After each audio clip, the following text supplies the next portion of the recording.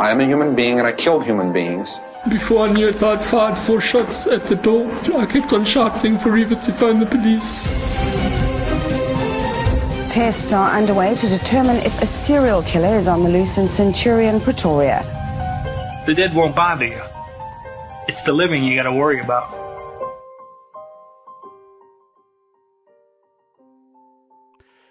Good evening, everybody. Welcome once again to Profiler Africa. My name is Paul Llewellyn.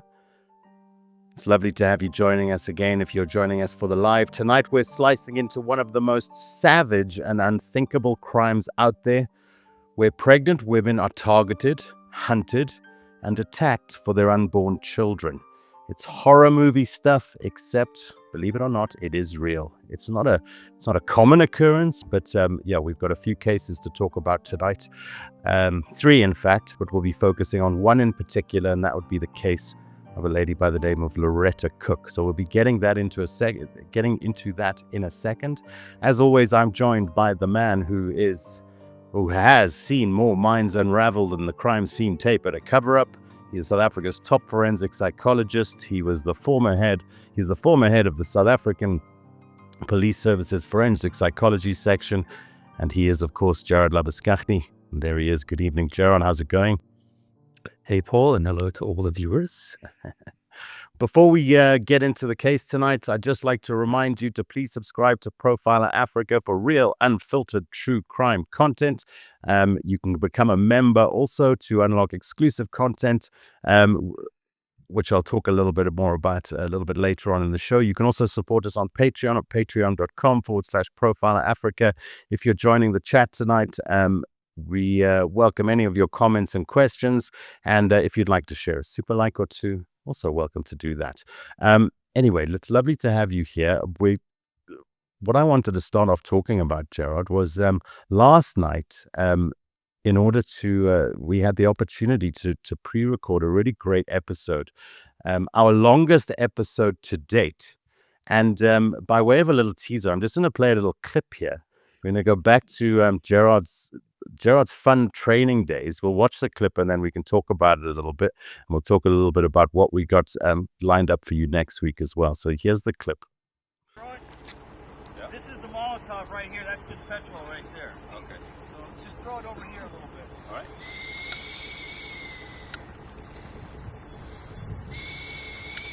A little bit.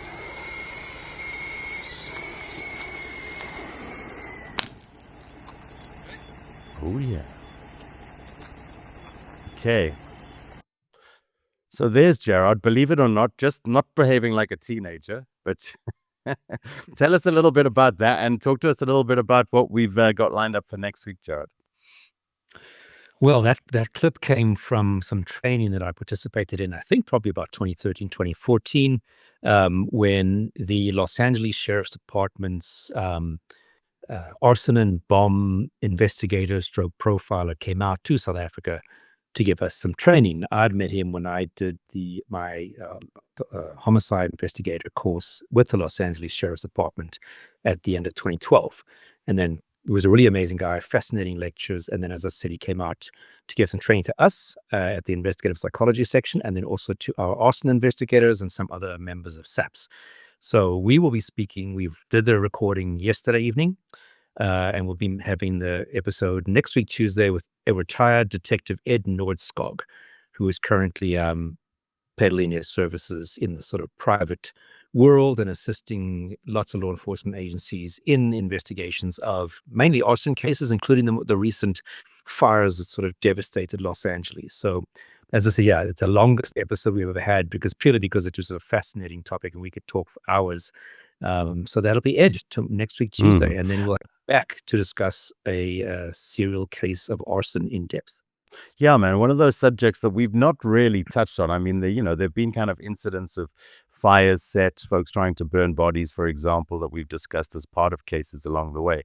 But really amazing to just dive deep into that topic. And it's not a subject that you really see much about in the mainstream media. You don't see a lot of crime documentary shows.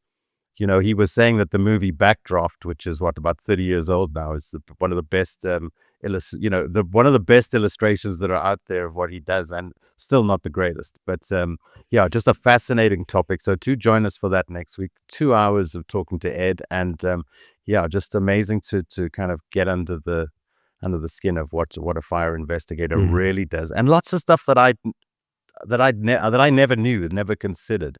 That, you know, when he explains it, is quite logical and quite yeah, makes a lot of sense. So anyway, that's next week, guys. Otherwise, what the other thing that happened this week, which is exciting, last week we were asking everyone to help us push over the 10,000 subscriber mark, and we have gone and done that, and then some. I mean, we've really raced over. So I think we're about 10,600 or 700 subscribers so far. So thank you, everybody out there. Thank you, everyone as well that has been joining, becoming members. I see that just as we started here, Claire Arton Powell just became a member. So thank you, Claire, for becoming a member. Thanks, Claire. I know Claire, so thank you, Claire. Oh, do you? Thank you, Claire. Well, welcome to the membership family there, Claire. Thank you, and you're welcome to join, Claire, guys. All right. Anyway, that's that. We may also touch on the mystery of the changing glasses, which has stirred up a bunch of discussion on the YouTube channel. Lots of people commenting, what is going on with? Are they seeing things? Do you have a pair of glasses that changes colors, or do you have multiple glasses, Jared? What? I mean, you're really messing with people's minds out there. Testing your observational skills. Nobody noticed during the episode. Like people who watched the episode afterwards, maybe because they seem to notice. The psychologist in you just, I can say, coming out to play there. All right, on to tonight's case. So tonight, Jared, we're talking about a crime which is exceedingly rare. In my research, I've come across like just handfuls, not even 20 cases of this kind of reported around the world. And it's something that we call Caesarean kidnapping or fetal abduction. Do you want to set the scene a little bit for us? And then we'll jump into, the first of the cases that we're going to discuss tonight. Also casually known as womb raiders, which I think is quite a funny title. But yeah, in essence, really what it is, it's the forced removal of the sort of unborn fetus, usually by means of a very crude cesarean section from the living mother. And the person typically then claims the child as their own. Obviously, in the lead up to that, they've faked their own pregnancy, sometimes very convincingly. But unfortunately, they end up killing the actual mother and claim the child as their own. And yeah, I think I've worked on, or I've had about 5 cases in South Africa. We're going to discuss 3, I think, tonight. There was another one from Limpopo, which I think was also actually a traffic cop or something like that, who was the offender in that case. So yeah, and also when I did some research a while ago, I could only come across 21 cases across the globe in like a span of like 20 years.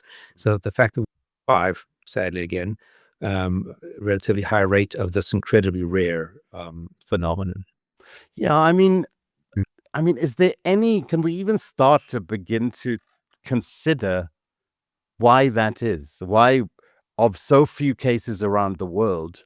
I mean, we're kind of covering a quarter of the bases there. I don't know. Again, it can often be a thing about keeping accurate stats. You know, how do you record this? It's like our own statistics at SAPS, we don't record it as a domestic violence, a domestic murder, a serial murder, a sexual murder, because the crime you're charged with is just murder. So it becomes the issue of who has the stats, where are the stats kept? You know, we have one national crime database, so to speak, the CAS system that we record. If you go to the police station, you open up a case, you're going to get a CAS number. That's a unique number, but anyway, in the whole of South Africa, a person could go onto a SAPS computer, enter in that number, and it'll tell you what the case is about. And that's where our crime statistics come from, is what's registered on the CAS system. But, something like the United States, has literally 17,000 individual law enforcement agencies. We've said this before.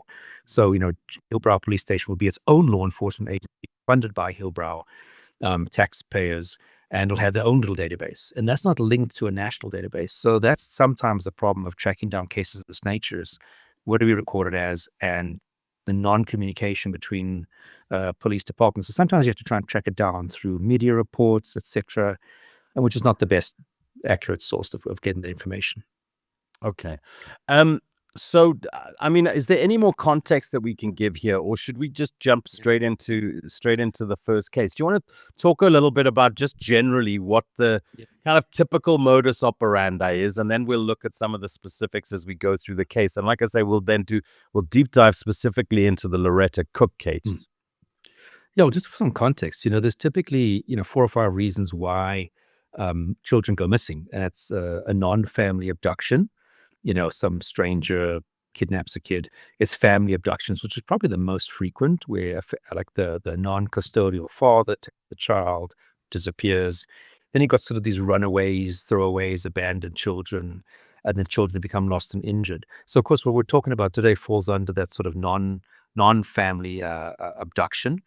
What's also interesting is that why you saw perhaps an uptick of these from the sort of 90s and 2000s is that security at hospitals where newborns are kept just after they're born was rapidly improved, probably across the globe, because we'd had kids being stolen from hospitals when just after they were born. And I think it was the case of, was it Zephany Nurse, who was kidnapped from a hospital in Cape Town just after she was born. So that kind of thing kind of became more difficult to have happen, which of course forces people to now start to use other means. It's the same way how, in the 80s, people just used to steal cars because the security systems weren't that great. So you could go and, hotwire a car and bugger off with it. But then we had tracking systems, we had more modern electronic systems. So now what happened is people who wanted to steal cars had to hijack from the owners. And that's why we saw hijackings of owners while they're in their cars is kind of the norm nowadays for when people want to steal a car. So it's the changes in security, technology, awareness that cause people to kind of maybe start to use this as something that's more frequent than what used to have happening before that. Okay. Okay. Let's jump into the first case then, shall we? And for that, we're going to go to Dawn Park. Yeah, just kind of set the scene for us on the Dawn Park case here, Jared. Tell us a little bit. Yes, where is Dawn Park, first of all? And just jumping through my own notes. Sorry. So Dawn Park is in the East Rand, if I'm not mistaken. I think it's near, so the Kuruleni kind of area, east of Johannesburg. And essentially what we had was the suspect and the deceased, the victim was 24 years old. They had known each other. So they lived, I think, about 200 meters down the road from each other, if I recall correctly. And on the day in question, the suspect arrives at about midday, and the suspect and the victim depart, and the victim never returns. But late that same day, the suspect comes home with an infant and claims, "Oh, I gave birth to this child." So, of course, that roused people's suspicion. The other person was still missing. The people insisted that the suspect and the victim, if you've just given birth, you must go to the hospital. You have to be checked out. So she kind of reluctantly went to the hospital, like under duress of her family and friends. And she was examined by an obstetrician, OBGYN, and then who determined very quickly that there's no way this woman has just given birth to a child. Also, the infant was then declared dead at the hospital, and that obviously triggered the SAPS to come out because it's a natural death. So there will be a police investigation. And also, she started to give sort of conflicting reports. First she said she gave birth in a field. Then she said she gave birth in a traditional healer's practice. And then she said, kind of, no, but I was lured with the deceased to the traditional healer's practice, and other people killed the victim and then gave me the baby to take as my own. So, already, conflicting versions of events. That's the alleged traditional practice. We could never find any, if I recall correctly, we couldn't find any actual proof that the traditional healer had any role in this. And it would be unusual for these kinds of crimes that there are other people involved. I said that because typically with this kind of crime, the modus operandi is, as I said in the beginning, the lead up is that the person's going to fake their own pregnancy. So they tend to, pad their stomachs. They tend to pick up weight by eating more. They tell everybody that they're pregnant. They purchase clothes and other baby items that you typically purchase in the lead up to having a child. They fake visits to the prenatal clinic. They fake sonograms or doctor's notes. So that is what she was doing in this lead up. So it's really more characteristic of what we see as the standard in these types of cases when they do occur. So the following day, the victim's body was then covered. You can see in this map we're looking at now, probably about 800 meters, maybe a kilometer from where the victim lived. You can see the bottom of the two houses, the suspect's home and the victim's home. And then above there at the top of the screen is where the body was recovered.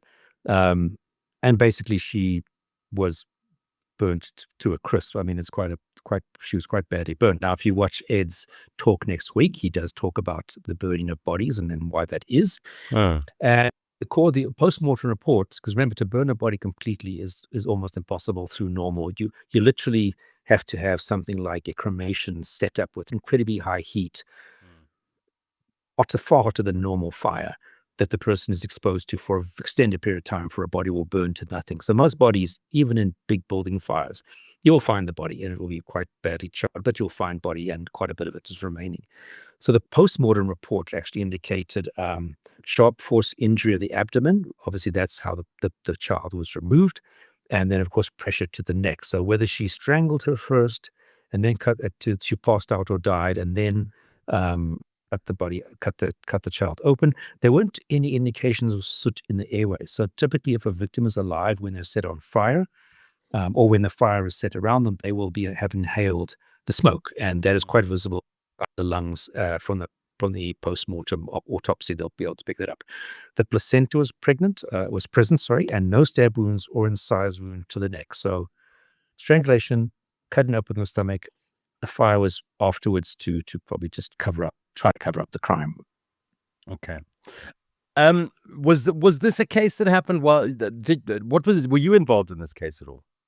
Yeah. What was your involvement in this case? Yeah. So we had been called in to interview the suspect, I can't recall how long afterwards, but after the arrest. No. So what we would often do is in the various training that we would give in SAPS, either our 3-week course, or we would give training like a morning or an hour or two on the serious and violent crime course, on this course, on that course, crime scene investigators.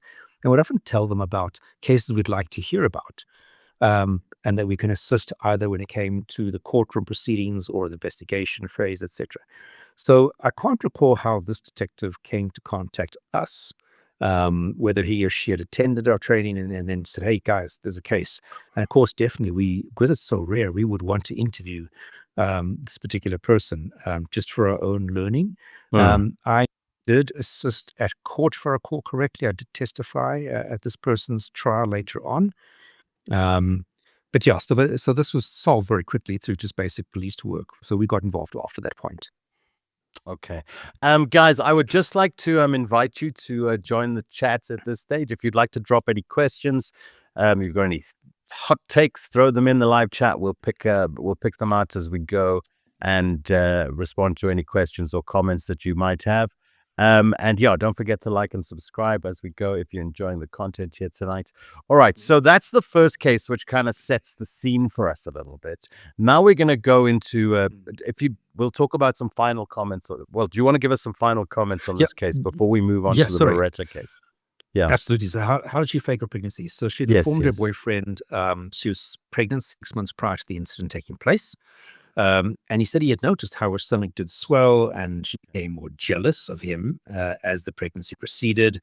And she would allegedly be going off to the clinic for her checkup. So very standard stuff in these scenarios. And he was convinced that she was actually pregnant because of the physical changes. She also purchased items, the baby clothes, in preparation. And they had been to a traditional healer in June of that year with her boyfriend because she said she's having stomach pains. And apparently the traditional healer also confirmed the pregnancy. She herself was about 24-year-old female, unemployed. And she'd been dating her boyfriend for about 2 years prior to this. If I recall correctly, we did it to interview the boyfriend also. And he said, I'd never discussed having children with her. So from his side, at least, there wasn't this pressure upon her and for the relationship to be having children. Again, you might pretend that's the truth. And the victim herself was a 24-year-old female. And eventually she fortunately did plead guilty at court and was convicted. So that's the sort of nutshell version of that particular case. Okay. All right. Well, look, again, let's move on to the next case then, because the next one then you really start to see, because what's really what's really interesting about these is just the kind of extent to which some of the perpetrators will go to kind of maintain the ruse, an elaborate ruse. And I think the Loretta Cook case really kind of illustrates that in great detail. So for the next case, then we're jumping across to let me Randfontein. yes, Toekomsrus. That's what I was looking for. So we're jumping across to Toekomsrus and the case of Loretta Cook, and here's Loretta. So nice, sweet looking lady. But yeah, let's jump into what happened with Loretta, Gerard. And I'm just curious, because normally we have a ton of comments and people saying hello, and we've got nothing as our comments activated. Yeah, I'm also looking at that, Gerard. While you jump into the case, I will just check out what's going on with the chat here, and I will see what's going on, because it is strangely vacant from the. Okay. But I'll have a look, and I'll while you're setting the scene for us here. Okay. So this case was 6th of January 2012. I was still the police at the time. About 11 o'clock, the 34-year-old victim, Valencia Behrens, was sort of seen walking to the offender's house. Now, she stayed about 160 meters, if you walk the route. So very, very close to where our suspect, Loretta Cook, stayed. And she'd been told by Loretta, hey, come and pick up a pram or some clothes. There's a bit of a dispute whether it was pram or clothing, but it was baby-related stuff, because obviously she was quite close to being given birth, Valencia. Roughly at about 12 o'clock, the suspect's phoned her mom saying, please come home, something's happened. And that causes the suspect's mom to rush home, thinking that her daughter, who she believes to be is pregnant, has maybe having some pregnancy complications. So upon arrival, the suspect's mother gets there, and very confusing scene.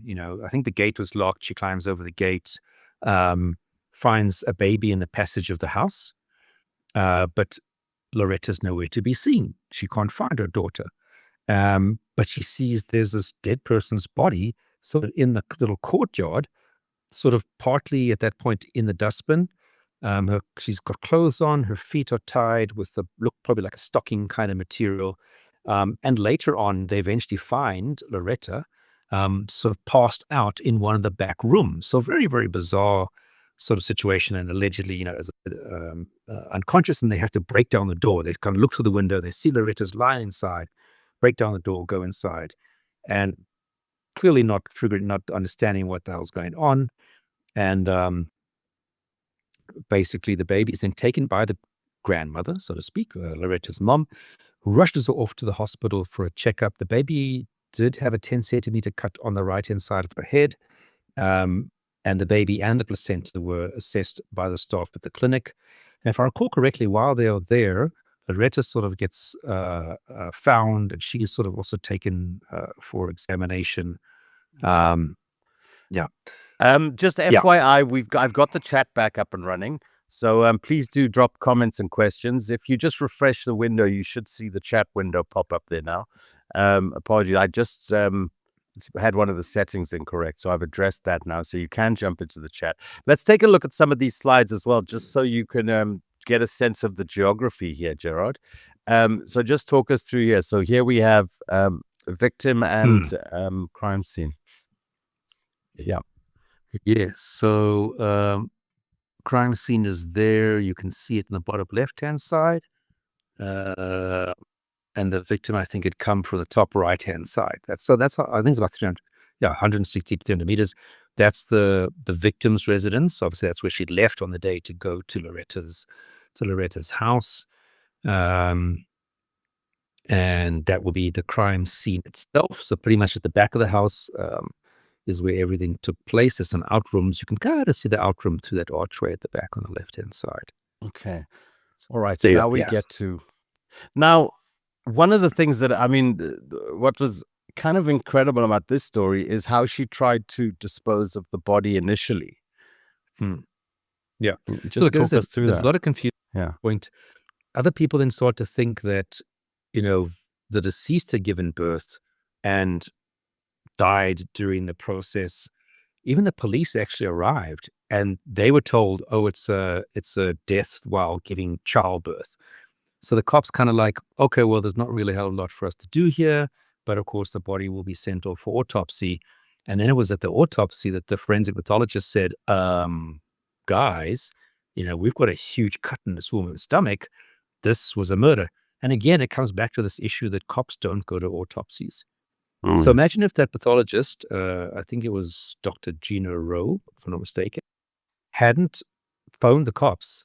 Those cops would have come 6 weeks later to pick up the autopsy report. They haven't been investigating the murder because they think the death was a death during childbirth.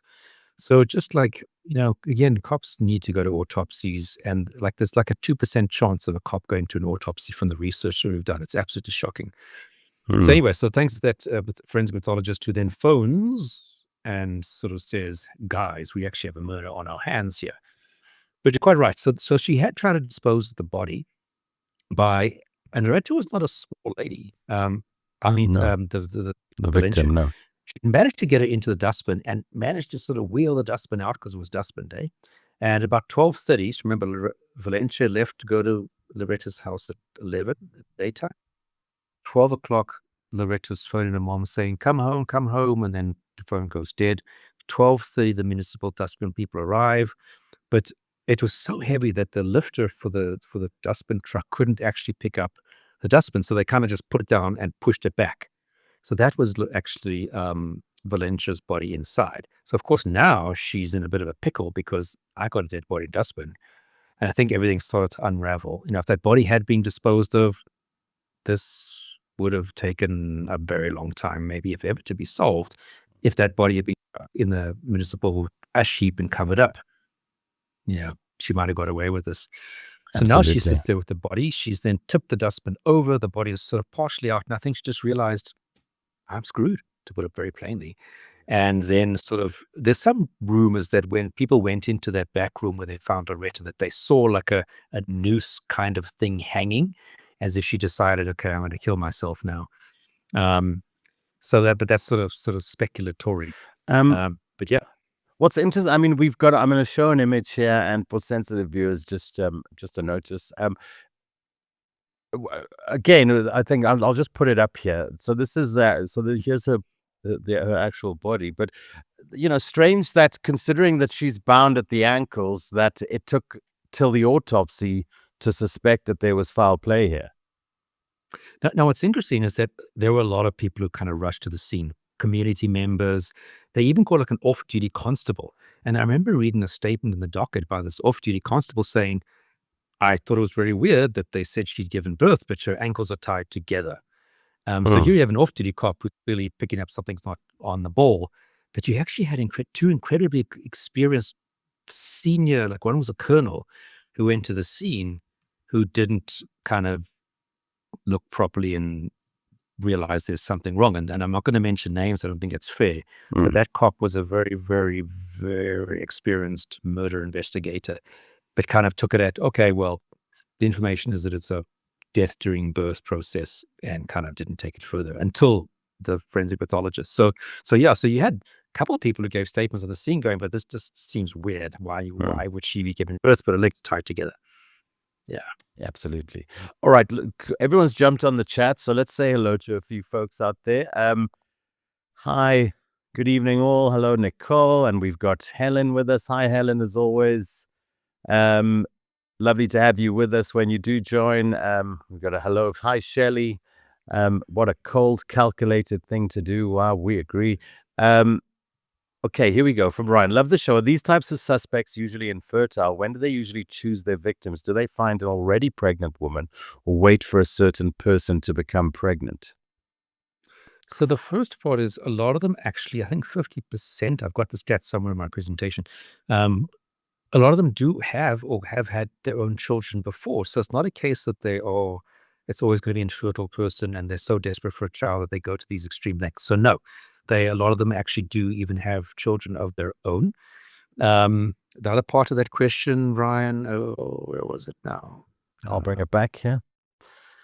When do they usually So- choose their victims? Do they find an already pregnant woman or Yeah, I wait think for it a has to be certain when person? they feel ready to go about doing this. Then they would probably look for whoever in the surrounding area is someone who's going to match where they are put. Obviously beforehand you have to prep the scene. Oh, I'm pregnant, and you kind of have to wait then the 9 months, or you can tell people, oh, I just discovered I'm too pregnant if you want to jump ahead, I guess.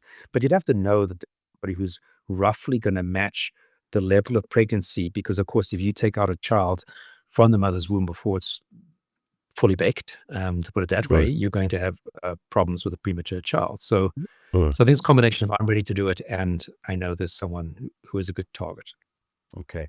So on ascertaining that there's foul play here, they return and obviously do a more detailed investigation, I gather. And I think then we can look at our next image here. Yeah. So that's Blue Star. So many of us have heard of luminol. Luminol is an older version of what we use to find cleaned up blood. So you would spray it in the area where you think blood had previously been, but is being cleaned up. If it's visible blood, you wouldn't use luminol. You would just test it for human blood DNA. So here's using Blue Star, not the best picture. Typically, the pictures you can see the room quite nicely and the luminescent glow. And also there were razor blades found, and this was all matching Loretta's blood. That was found on the razor blades, but also, if I recall correctly, the passage blood was also matched to Loretta.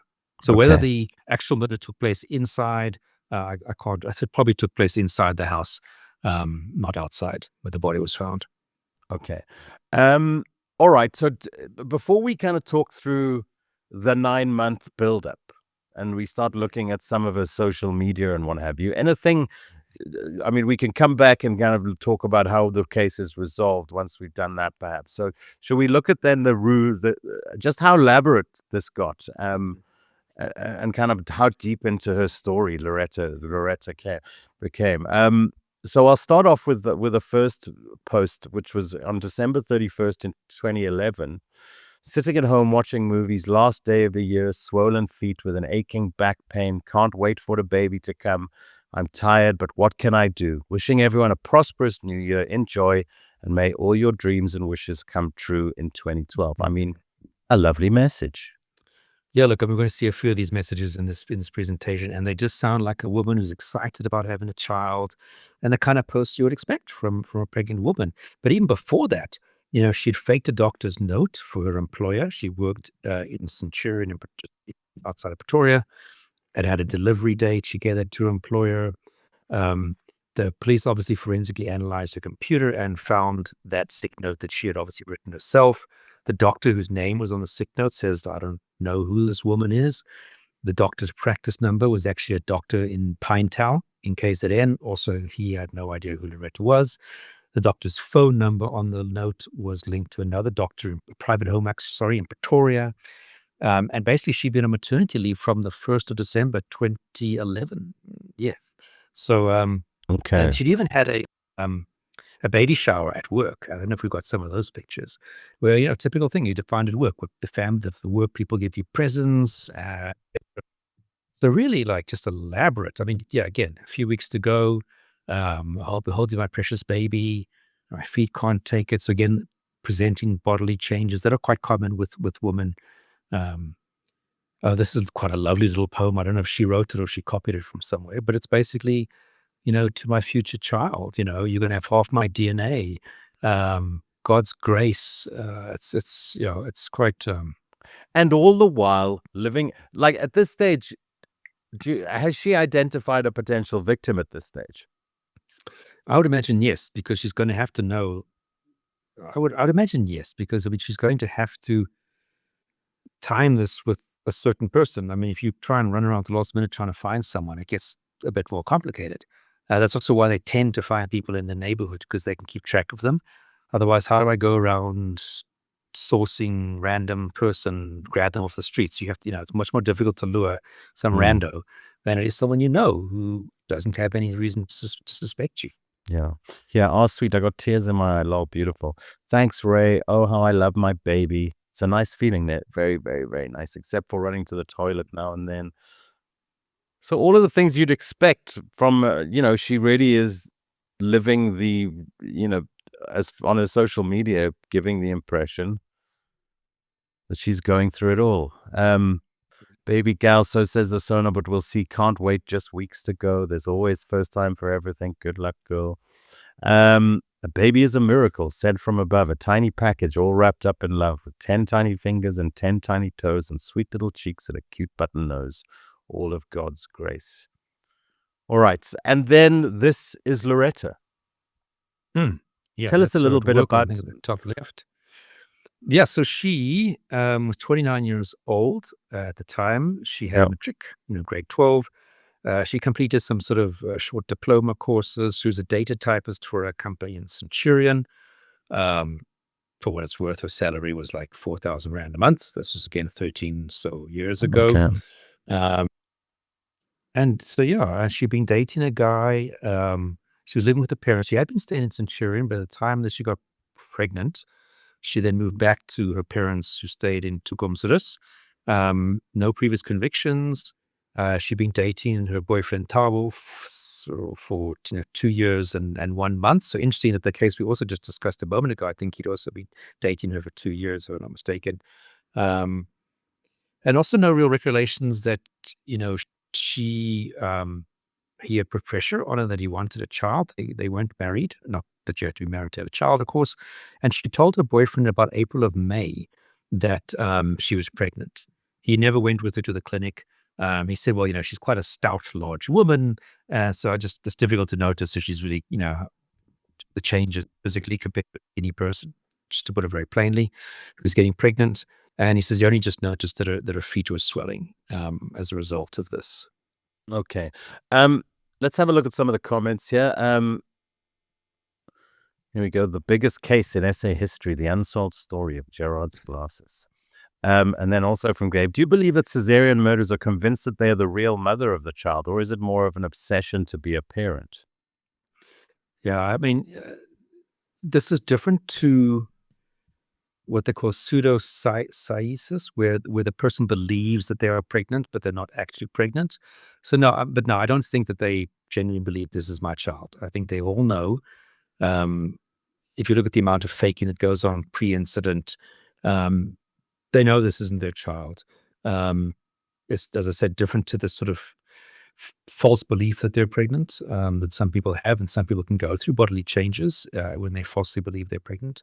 So no, and most of these people who then are assessed psychiatrically, it's found that they knew they weren't pregnant, they knew they were faking it all, and there's typically more personality reasons that we'll get into in a moment why people do this, as opposed to some psychotic process such as some psychotic belief, delusional belief.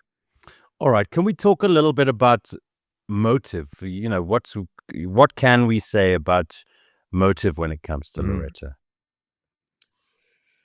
Yeah, so as I said, I think it was just her desire to have a child. It's often this, pregnant people get a special status in society. And if you see a pregnant woman and you're on a bus, people typically will give the pregnant woman a seat. So there definitely is this way that society treats pregnant women. They fawn over you and when is your baby coming? Oh, it's so lovely. So there's that status. And of course, being a new mother, you get a lot of attention. So I think that is part of it, that secondary benefit, pre and post the child, if you successfully fool the world. But of course, also from your partner, as I said, is it a way of keeping the partner?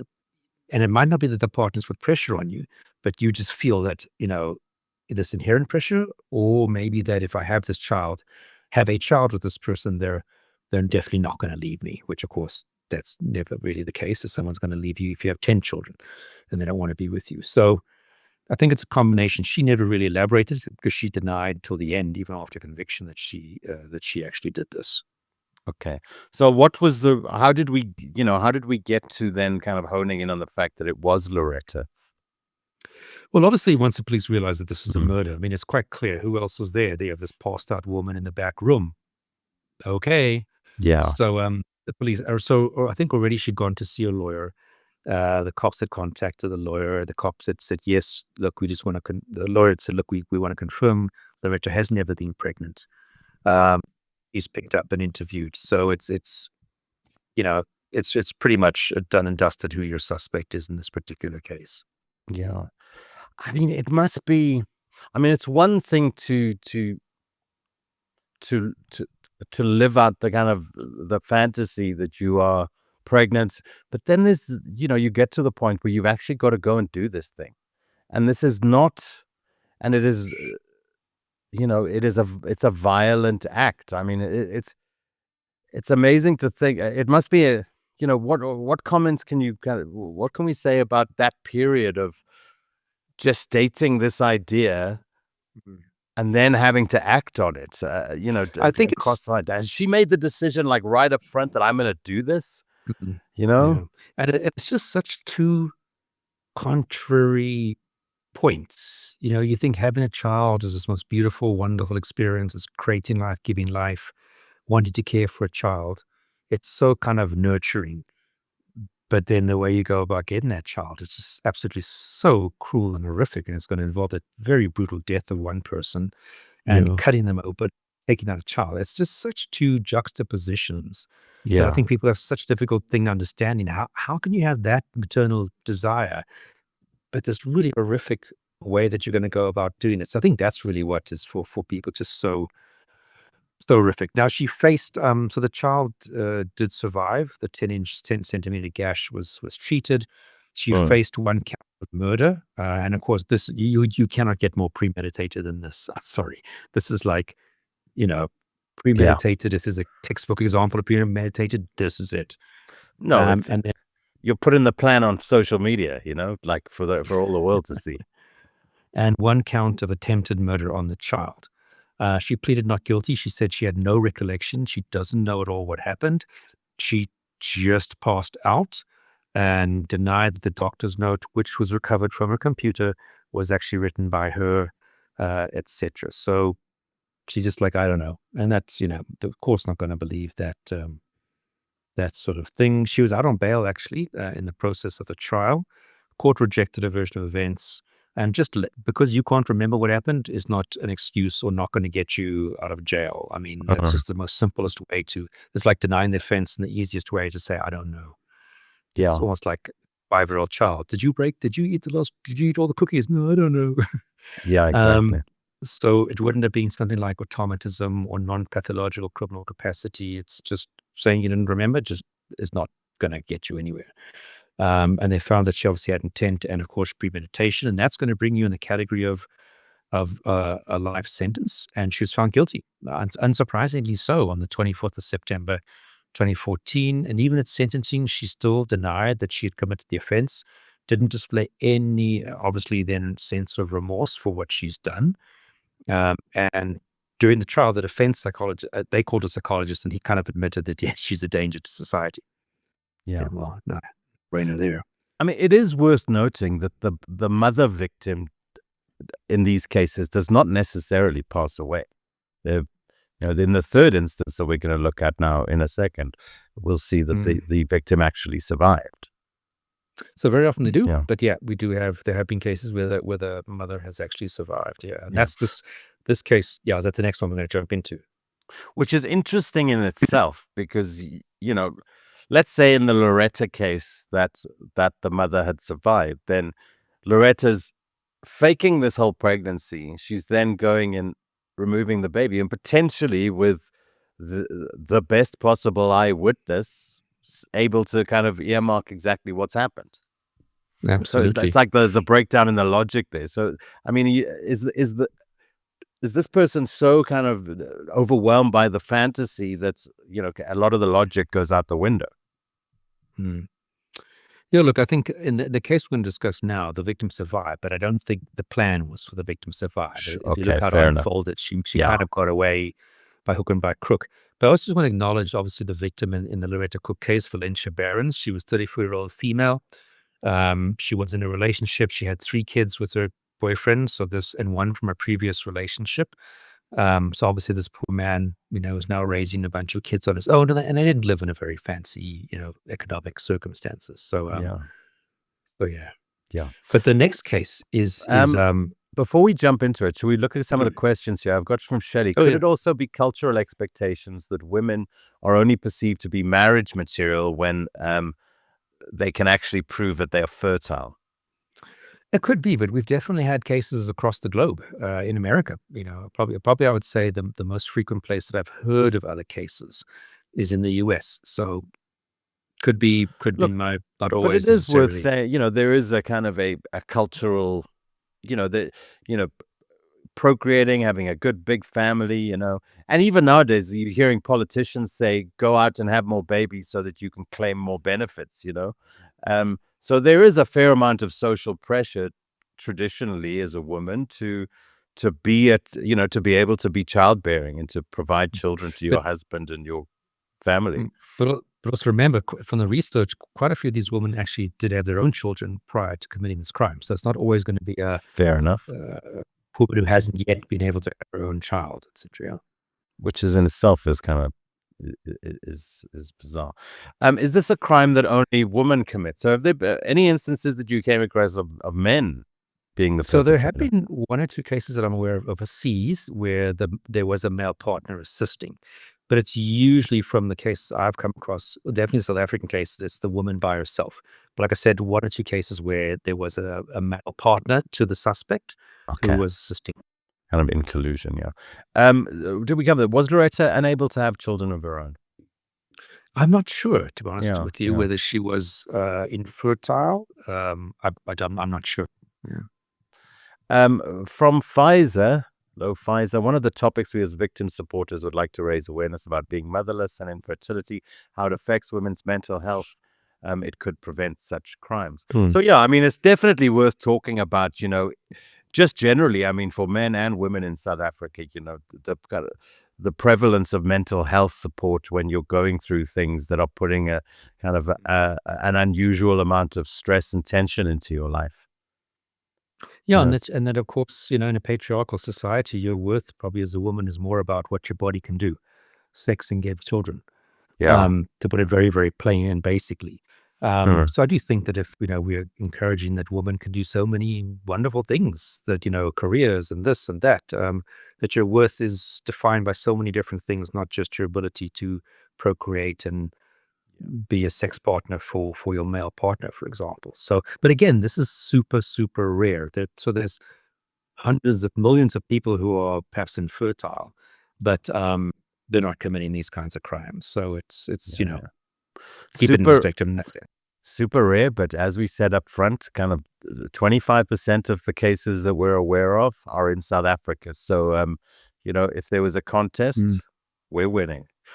Which is, why are these always the competitions that we're rugby and crime stats are two it's the 2 things that we're gifted at here in South Africa.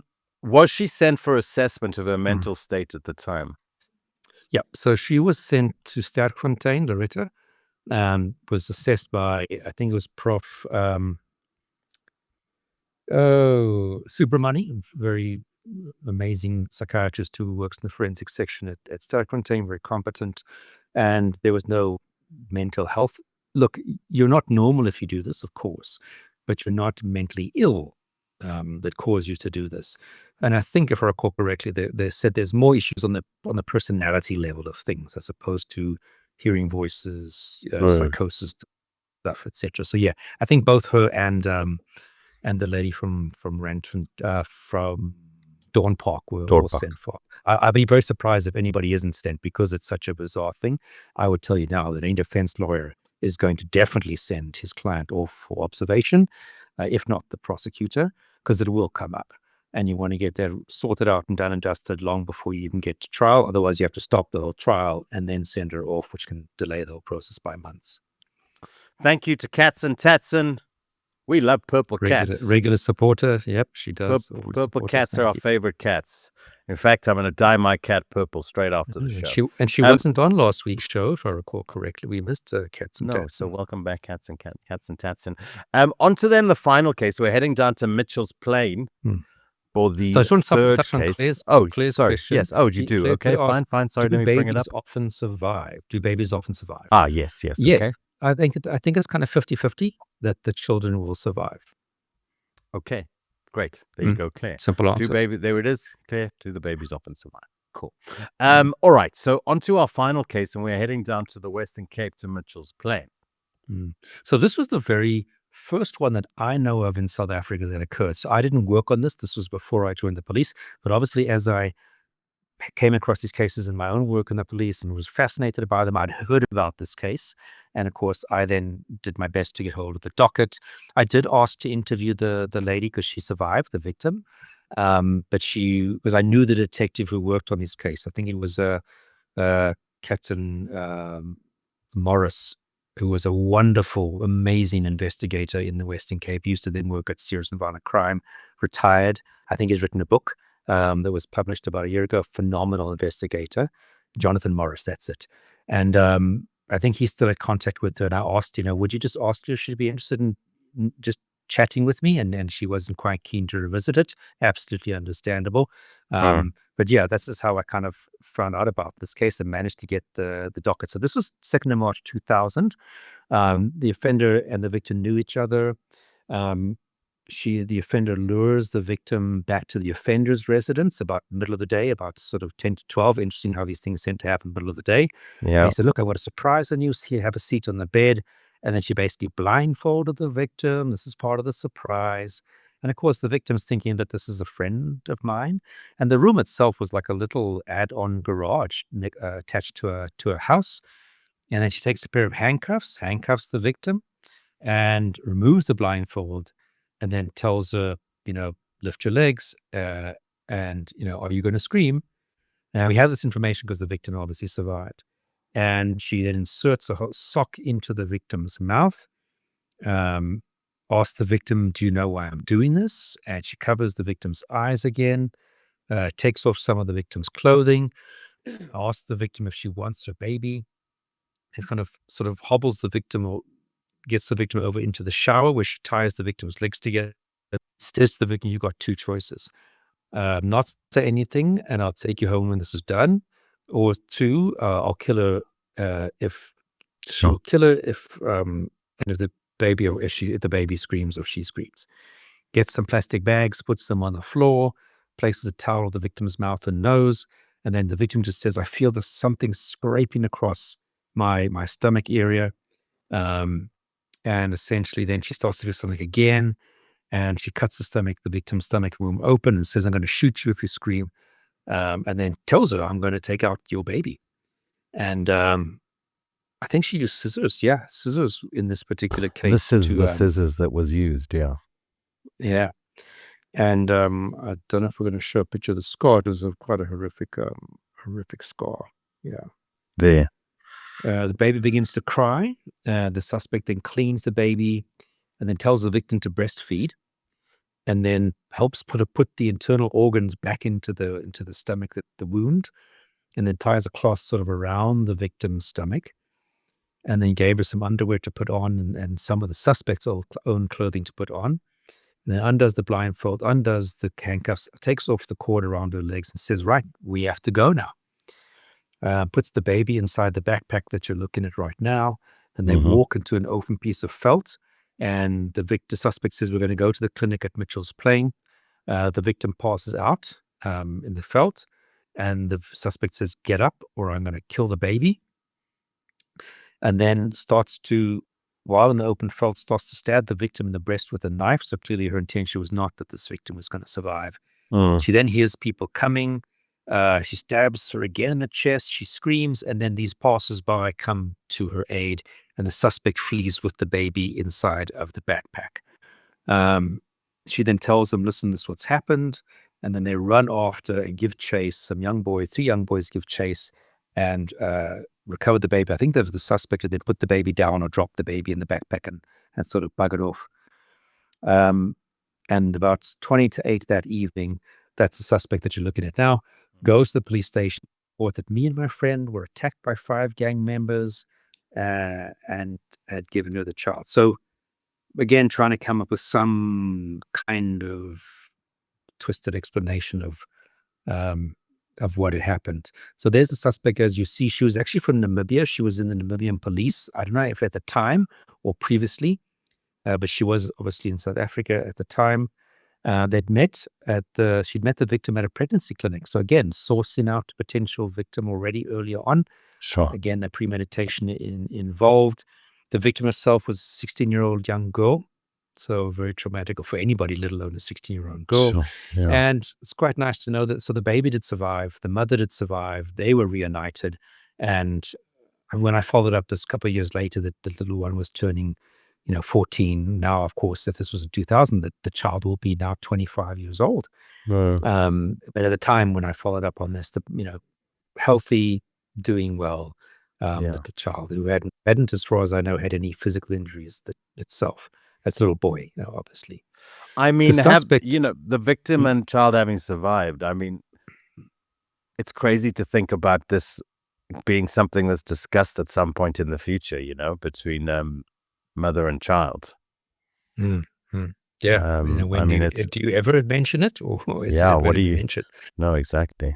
So the victim, like I said, you saw the pictures of her there. She was had been a member. I see in my notes. So she'd previously been a member of the Namibian police. She was 26 years old at the time of this particular instance. Like I said, the victim was 16 and had been living at the place where the crime occurred. Those photographs we showed you earlier, for about 7 months with her boyfriend prior to the incident taking place.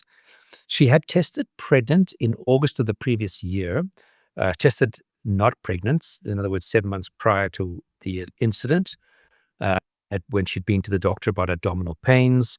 She had an ultrasound, which at that time, the medical notes revealed nothing abnormal about the abdomen. She had had a miscarriage shortly before the incident. So again, was it this sense of, I won't be able to have a child? So there's also been some research saying that quite a number of these ladies then miscarriage, but then continue faking the pregnancy thereafter. So that's sometimes something that has happened. And she continued to tell her landlady that she was still pregnant after she had her own miscarriage. So that can be the case. Either there's no miscarriage or there is a miscarriage, like in this case, and they just continue to fake the pregnancy onwards. Okay. Should we just have a look here at some of the comments? First of all, to Marek, thank you so much for your 140 Rand contribution. Just showing a little bit of support and appreciation. We appreciate all the 140 bits of support and appreciation there, Marek. Is there a particular personality disorder that can be linked to these cases? Not consistently, but I think one that features fairly regularly is very often your sort of borderline personality disorder. In a nutshell, very sort of sensitive to rejection, kind of person who connects very quickly, but the slightest thing they interpret as you rejecting them. So they're kind of very bipolar, from one side to the other side. I love you, I hate you. I almost say like the bipolar, in a very simplistic way, is kind of like the worst emotional teenager that you've ever come across. You can do nothing and you're in big trouble as a parent, and then next minute they're kind and loving towards you. That's kind of one of the common features of your borderline personality disorder. It's a bit more complex than that, but that's just a rough explanation. So yeah, but otherwise, no psychosis. Now, what's interesting is that, so just some other facts here in this case, she had learned how to cut the umbilical cord from a first aid book she borrowed from her landlady. Okay. At the medical examination after the arrest, she claimed this was her third pregnancy, but none of the previous ones had gone to full term. So that could, in her unique case, perhaps be a motivator why she decided to take this route. She was found unfit to stand trial, which I'm curious as to why, because typically these people are not psychotic, and that's kind of going to be one of the reasons. So having a personality disorder wouldn't be a reason for you to be found unfit to stand trial. Whether because it was such a weird crime that, maybe the first time we've really come across this in South Africa, that the psychiatrist felt, well, she must be seriously mentally ill if she'd done this. Yeah. So she was found unfit to stand trial, and then wasn't in, so she would have been probably sent then to some place like Falkenberg, as a state patient, and you're there for treatment, not punishment. So once you're deemed to be normal again or stable, you'll be released back into society. And interesting enough, 3 years after being declared a state patient, she's obviously back out in society. She has a job as a security guard. And around that time, we had quite a lot of, there was quite a lot of attacks on security guards, like security companies were sort of fighting with each other. And she was actually shot and killed during one of these battles with a rival security company. So this is one of the cases where the suspect ended up dead afterwards. The victim Sure. ended up surviving, where usually is the other way around. Yeah, karma. Okay, are there any research studies available on this from Pierre? Because it's so rare, I'm not sure if anybody has been able to gather enough cases to do any kind of large-scale study on these. So no, unless it's happened without me realizing, obviously I'm not always scouring the research for these things, but back at the time, I was really case studies here and there. Yeah. Well, here's the starting point for any research studies that anyone wants to do out there. We're certainly in the right part of the world for a study on this kind of crime. Sentences. Could we just review what the sentences were here on the different cases? So obviously let's for look this at lady the- we just discussed now, the Mitchell's Plain case, because she was found unfit yeah. to stand trial, the trial doesn't proceed. She's never found guilty of any crime. So the charges here would have been attempted murder and probably some charges in relation to the child. The other cases is definitely all murder, and it would have been seen as premeditated murder, which means you would typically get a life sentence because the minimum sentence acts as a premeditated murder. Your starting point is you're getting life. And unless they can argue very exceptional circumstances, the court will not deviate from that minimum sentence of life. So I think Loretta got life, and I think the other lady, the Dawn Park lady, could have got a life sentence also. Okay. About the bodies found. Oh, yeah. Do you know anything about this? Should I bring this question up? I mean, it's a bit. It's on a different topic. Do you have any insight or knowledge about the bodies found in the Hanops River? Could it be a spree or serial killer? I heard that the deceased officers were on someone's case. Total left left turn there for a second. Yeah, but so I've heard about this sort of, I think today it was quite a lot in the news. I think yesterday they were looking for the police. So 3 constables who were traveling together in a car, last seen, I think, on the N1 near Grasmere at the NGen, and then their bodies are found, I think, in the Hanops River in Centurion. But apparently there's 5 bodies in total in that area. So I think the fact that the 3 cops are traveling together, that already tells me it's unlikely that's serial, that might have some other reason. And whether the 2 other bodies that are found in the general area have anything to do with the cops even, that's another good question. So I'm leaning towards not probably serial, because that's not how serials present. They're one at a time. Here we have 3 bodies at one time, which is probably more than one suspect, which is, most serials are going to be one-on-one. We have had couples who have done serial. But interesting how that's going to unfold. But as I said, I just know kind of what many people have read in the media. So that's what I know about that in this case. Okay. All right. Let's have a look at Lauren. In cases of miscarriage and then carrying on with a farce of pregnancy, could it be a postpartum? You see the question there, Gerard? Yeah. So look, I mean, would that be an influencing factor in that particular individual's case? It sounds like it might have. I just want to carry on for whatever reasons. As I said, not all of these people have that in their background, so it might be unique role playing. But would it be enough to make someone go and do this? I don't know. I think there have to be more. Like I said, lots of people miscarriage. It's very common, and don't continue to fake their pregnancies, let alone end up killing someone. So I always say there's more people who've experienced the same circumstances but didn't follow this route than this one incredibly rare person who had a miscarriage and did follow the route. So it's not the norm. So there has to be something else with this particular individual to make them. Now, what that is, we might not know because we just haven't studied it enough. Is there a gene? Is there some brain issue? Again, we're just going to do a little aside before we come back to kind of wrap things up. And, we consider ourselves to be the home of expressing concern about the state of the criminal justice system in South Africa and the challenges that we confront, and how we are losing a lot of great, intelligent, great, amazing cops, and we've lost them. And there's structural issues at the police, and we talk about this a lot and we address it a lot. But like we always say, we like to call out the challenges, but then also highlight where the positives are, because we need to remember that there are really great pockets of intelligence there. So to Kurtz, who's joined us once again, and I think we need to bring Kurtz into a more positive headspace. Kurtz has said, so what happened to all these so-called amazing detection detectives? Let's just touch on for Kurtz there, what the reality is right now, where we stand. A couple of comments there, Gerard. Yeah, look, I mean, there's an attrition rate. There's been decisions in the police a couple of years ago that caused a lot of cops to leave. As I said, 2006, when Jackie Sillery shut down specialized units, a lot of those serious and violent crime detectives were snapped up by private banks and other companies that have their own in-house investigators. I don't think we've ever recovered from that. And then there'll be regularly these things about changes in the pension scheme, that you're not going to be able to access your pension in the same way. That shakes the tree, and then a lot of cops leave, fearing that the government's going to do something to their pension. They'd rather leave now and take out what they can. And just like I think general deterioration of what it's like to be in SAPS. I know so many guys who are reaching the age of 55 and they just desperately want early retirement. And I think that's a good indicator of the health of an organization, is how many people just want to get the hell out of there before the normal retirement age of 60. And I think that will be a fascinating study to look at over the past 20 years. What's that increase in people wanting to take early retirement? And I do think we're getting to this age where the people who are now in their sort of 55 were the last of the crowd that came in to a highly functioning police service, got really good training, who were very often there because they had a family history of people being cops.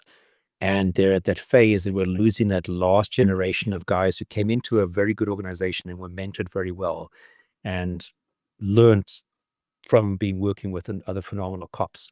So I think that is a problem. And we're definitely not replacing them, because even if you have wonderfully motivated new cops, if they're not learning and being mentored by exceptional cops, that potential is not realized, unfortunately, to where it should be. Okay. Have you ever interrogated, I mean, we touched on this a little, have you interrogated a Caesarean murder? Was there anything interesting or something that stuck out in their story or point of view? Just a refresher, you did speak indirectly, yes? To be honest with you, it was a long time ago, and I Yeah. don't recall it being a particularly phenomenal, amazing, interesting interview, to be honest with you. Otherwise, I would have remembered a lot more details about it. So Loretta was denying that she did it, so that's a short interview. The other lady, I think, still had the story about traditional healers, and then she went there, and then they took the baby. So she was still on that vibe, which we knew was, bullshit, to put it plainly. I think we'll speak to her. The husband was more interesting. It's like, how did she fake this? What did she do? What did she tell you? That was quite interesting. The one thing we can say, just as a positive here in relation to these cases, is that all the cases that we're aware of in South Africa are solved. Yeah. So look, when you recognize for what it is, it's a quick solve, because somebody would have had to be faking, and suddenly it's pitched up with a baby. So, and the people, like I said, there's almost all of these cases we discussed, there was a history between these two individuals. So it's like simple as saying whoever buddies was similarly pregnant. Yeah. Great. And who suddenly has the baby? Well, that one. There's your suspect. So if you recognize what it is, it's not rocket science to solve them, to be honest with you. Yeah, absolutely. Okay. Well, I mean, we've pretty much covered the three cases and talked about most of the aspects. I think we pretty much covered the aspects of of this type of crime that we wanted to cover. Just any final comments, and then we'll just address one or two more questions on the chat, and that'll be us for the night. No, as I said, it's just phenomenally interesting, and it'd be nice that if these cases happen, I hope my units would get involved and gather all the necessary data and try and interview the people involved, because remember, the cops are only there to prove who did what. They're not necessarily interested in the why did you do it. I think a good cop would have that natural curiosity. So they're not necessarily going to really have to focus on interviewing the boyfriend and the family members, because that's not going to, you don't really necessarily need that to prove that A did B. But of course, we would typically want to interview those people and try and get that information because we're looking at it from the more psychological profiling point of view. And we do want to speak to all those people, although they're not going to be providing evidence of guilt. They are phenomenally important witnesses in terms of helping us understand this concept better. So, yeah, I hope to like to think that tradition would continue as these things pop up on the radar. Yeah. Okay. Well, an extremely interesting type of crime, something which, like I say, we're top of the charts on in South Africa, and yeah, definitely something which also is kind of fodder for certainly a research study. And if any young students or the folks are out there, it's certainly something worth considering, I think, because we do have, we're in a part of the world where you've got some really great case studies to look at that are, not too old either. All right. So Caesarean kidnapping, that's it. If you got any more comments or questions on that, we've got a few minutes left of the discussion tonight. We touched on it, and it's struck up another question here from Mali and from Mali ZN, which I think we can maybe just touch on. Maybe a big question, but what could be the first steps to fix the problems in the police? So now let's go to a world where, Jared, you've been appointed as the police commissioner, the head of the police, and it's your job. Day one, you've got to address some of the challenges. Where are you going to start? That's definitely a hypothetical question because even if they offered me that job and 5 times the salary, I wouldn't take it. But I think it's funding. We need a lot more resources. I don't think we necessarily need more cops. We just need more resources. We need effective management. There's consequences when people don't do their jobs. At the moment, I don't think there's really much consequences if you butter something up. Obviously, get rid of the corrupt cops. I'd rather have half the amount of cops, but the ones that remain are not corrupt. So good management, good mentoring, get rid of the corrupt cops, and provide them with resources. We can't have, 3 or 4 detectives sharing one vehicle. I would definitely create homicide units. We can't have one or two detectives being responsible for all unnatural deaths in a jurisdiction of an area. And again, sharing a car with a buddy, working on their own. We need to have more of a team approach, which is why the serious and violent crime units and the old murder and robbery units were so effective. I think that's the key things. But whether it's too late, whether we've lost too much expertise to be able to have good mentoring is my biggest worry. Yeah, and I mean, we've had discussions with the likes of Gerry Nel, and if you haven't seen that episode, do go back and take a look at it. And, he is not optimistic about the potential of turning things around. Yeah.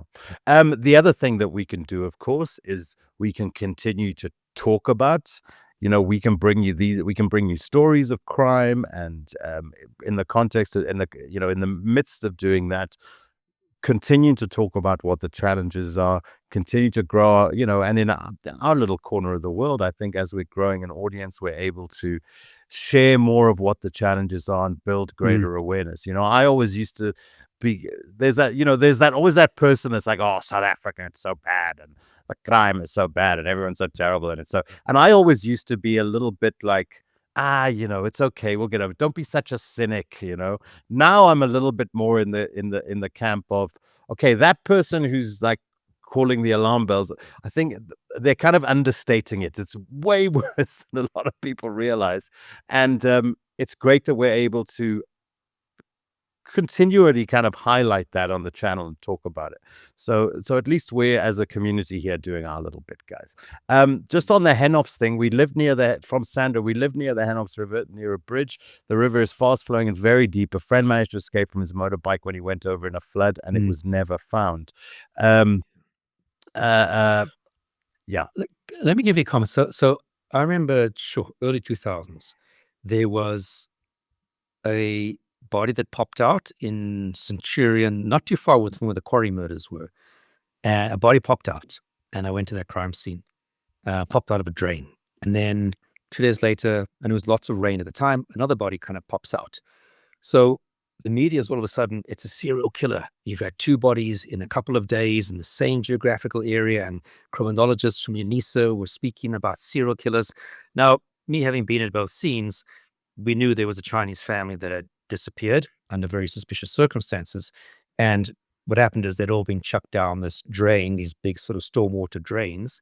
And with the rains, one would pop out, and then more rain, another one will pop out. So we always have to be always careful about making comments on these cases when we don't know the full circumstances. It could exactly be like what was said there. Did their car get washed over into the river during heavy rains and they drowned, and it's got nothing to do with the murder? So a lot we don't know, and one should always therefore be careful about using words like serial, mass spree, etc. Just because the cops might know, but they're just not at this point going to tell us because they just don't reveal what's going on in investigations. Sometimes that's because they want to inform the families. Other times it's because it is a criminal investigation and they don't want to reveal to the bad guys what we do know. And the bodies could be all completely unrelated. They all could have drowned. I don't know, So yeah, interesting. Yeah. Thank you, Anken, for the contribution. We appreciate you. Thank you so much for that. From Pfizer, I'm surprised you were not called for the Jocelyn Smith case, which again, I mean, it's something we talk about a lot, but when you leave the police, you kind of become persona non grata. Yeah, I'm not surprised, Pfizer. Yeah. Police don't like to make use of outside consultants, and they don't, because I think in their mind, it's a sign that they don't know it looks like then they don't know what they're doing. So they don't like to make use of outside consultants. They definitely don't have like a mechanism for paying outside consultants. Not that I would necessarily always charge people, but they just don't make use. And definitely if you left them, they kind of have rejection issues like, nope, you resigned, you reject us, so no in hell we're going to ever approach you for assistance. That's honestly like if you speak to cops, it's one thing if you retire, then they thank you very much. They give you the golden handshake. It's not a golden handshake. And off you go into retirement. They like you, but you're retired. If you resign, for some reason, they just seem to be very much anti ever approaching you for anything. And then in response to Pfizer's comment on Helen asked, David, on Pfizer, what is happening with Josh? And so I love the chat. And then Pfizer has responded, closing arguments to Jay. Judge N. Erasmus wants to give judgment on Friday. 3 accused chose not to testify. So there you go. Yeah. Thank you for that update, Pfizer. We appreciate you. Lauren has said, we had a great station commander for the last 2 years. He was by the book. His first year was crippled by some of his cops creating chaos. I mean, is this a challenge where you've got great, you've still got some great senior people there, but you're not getting the right kind of training, not kind of getting the right. If you've got if you have a station that's kind of gone the lazy route or the corrupt route or a mixture of both, if you step in as a station commissioner and you try to root that out, you'll probably be worked out the station.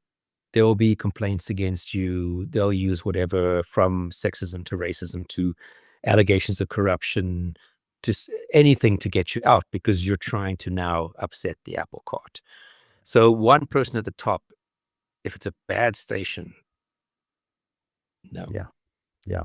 Okay. That's what I've often said when things get bad. There's always been corruption. I mean, in the best police services in the world, there's going to be corruption. It might just be a very tiny percentage, but at least when the situation is that the corrupt and bad people are in the minority and they have to hide in the shadows, because if it comes out, people are going to do something about it. But when you get that tipping point where whether it's 40%, 50%, 60% of the people are lazy or corrupt or a mixture of both, it becomes a risk to speak out. So what you find is that the good cops just keep their heads down and do their jobs, and they don't, because it can literally be a danger to your life if you speak out. And that's unfortunately what happens when it tips. You're not going. It's too risky for you to speak out and do something about it. And that's a very sad situation to be in. Yeah. And then I've also, something which is quite dark to consider. But I've also heard talk of the fact that, organized crime have been putting folks through the ranks of police, through police training for a long time now. So you've got people who are actually implanted potentially in the police. But even that, it's just easy to offer a cop. We pay our police so badly. Yeah. It's very easy just to say to a cop, I'll give you, $5,000, which is, it's what the cops get paid is absolutely shocking. Yeah. It's not a lot to double their salary by asking them to do something bad. Yeah. Okay, so last comment. I must add to the Hanops River situation. Apparently, it was a well-known place to lose bodies, according to the cops. And then we're going to talk a little bit, a reminder about what's coming up next week. We have a comment here from Candace. With your interviews of international profilers, I'd love to hear you interview Laura Richard from the podcast Crime Analyst. Candace, we're definitely kind of on a mission to kind of expand our reach and to start doing more interviews with folks from outside of South Africa, and bringing kind of more of Gerard's extensive global network into onto the channel. If you haven't had the opportunity to go back and look at, we spoke with Finland's top profiler recently, so you can go back and check out that case. And then next week, as we said, we're speaking to really one of the kind of leading experts on arson investigation in America, author of multiple books. We had an incredible 2-hour discussion with him. Just Candace, cool. we will definitely put Laura Richards on the list, and we'll reach out to them and see if there's an opportunity for us to have a chat about a case, or generally about the work that she does and how that kind of overlaps with what Gerard does as well. So we'll definitely put that in the list. And if we're always happy for suggestions for cases and what have you, you can just drop us a mail, profileafrica@gmail.com. Please just remind us again, if you missed the beginning of the show, what we've got lined up for next week, Gerard. We recorded it last night, so we won't be live next week. But yeah, you'll get to see the episode that we recorded last night. Yeah, so in a nutshell, retired Detective Ed Nordskog he was the Los Angeles Sheriff's Department head arson and bomb investigator and profiler. I got to meet him when I did my Los Angeles Sheriff's Department homicide course many years ago in Los Angeles, and he was one of the lecturers, and we brought him out to South Africa to give my old unit some training and the arson investigators at SAPS. And you'll see this is one of the training exercises, me throwing a Molotov cocktail. And yeah, so he was just, and he's written a lot of books that are sort of for the public and books that are like textbooks on arson investigation. So phenomenally amazing, interesting guy, really nice guy, coming to share our knowledge. And there's just not a lot of people who are good at arson investigation, and very few that can be called arson profilers. So Ed, phenomenal guy. Listen to him.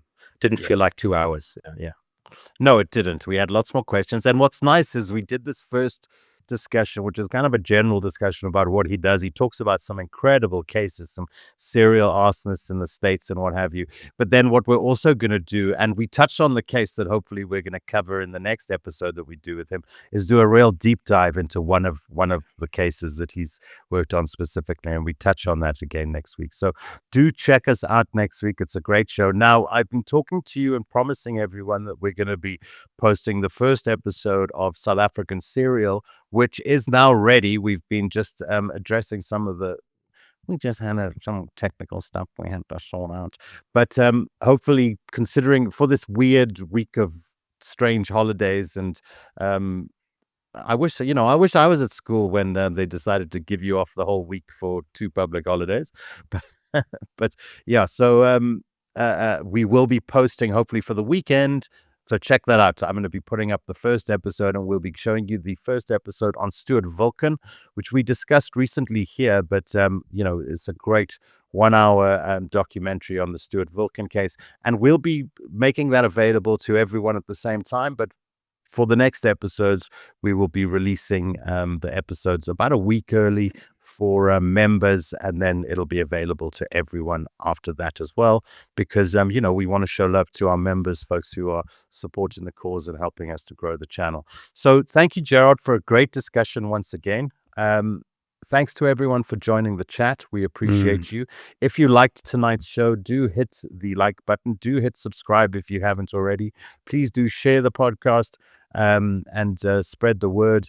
Like we say, not only do you get some great and compelling stories from inside the mind of a man who has probably done more profiling than anyone on the planet in practical terms, but you also get to understand more about what some of the challenges are that we confront down here in South Africa, and we can start to talk about what some of the solutions to those things might be as well. So thank you, Gerard. As always, it's been real. Thanks, Thank you, everyone. everybody. We'll see you again next week. And as always, trust no one, folks. Just trust no one. I am a human being and I killed human beings. Before I knew it, I'd fired 4 shots at the door. I kept on shouting for Eva to phone the police. Tests are underway to determine if a serial killer is on the loose in Centurion, Pretoria. The dead won't bother you. It's the living you gotta worry about.